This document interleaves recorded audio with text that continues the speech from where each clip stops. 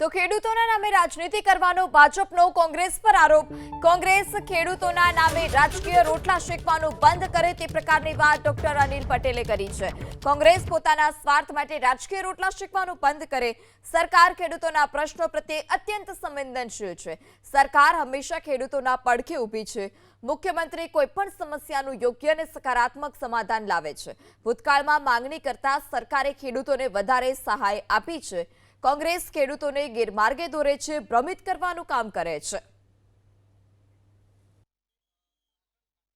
ગુજરાતમાં માનનીય મુખ્યમંત્રી શ્રી ભૂપેન્દ્રભાઈ અને એમની સરકાર એ ખેડૂતો માટે ખૂબ જ સંવેદનશીલ છે અને ભૂપેન્દ્રભાઈ કોઈ પણ સમસ્યા હોય એનું સમાધાન એ શોધી લાવે છે અને ખેડૂતો માટે વ્યક્તિગત રીતે આપણે જોયું છે કે એમની લાગણી હકારાત્મક છે।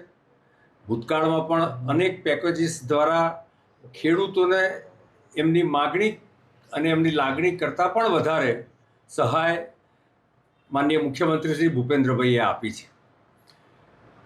ખેડૂતોને જે રીતે કોંગ્રેસ ભ્રમિત કરવાનું કામ કરે છે એ વાસ્તવમાં ગુજરાતમાં પોતાની જમીન શોધવાનું કામ કોંગ્રેસ કરે છે, પરંતુ ગઈકાલે પણ આ કોંગ્રેસ પ્રેરિત અને કિસાન કોંગ્રેસ પ્રેરિત આંદોલનને ખેડૂતોએ જાકારો આપ્યો છે।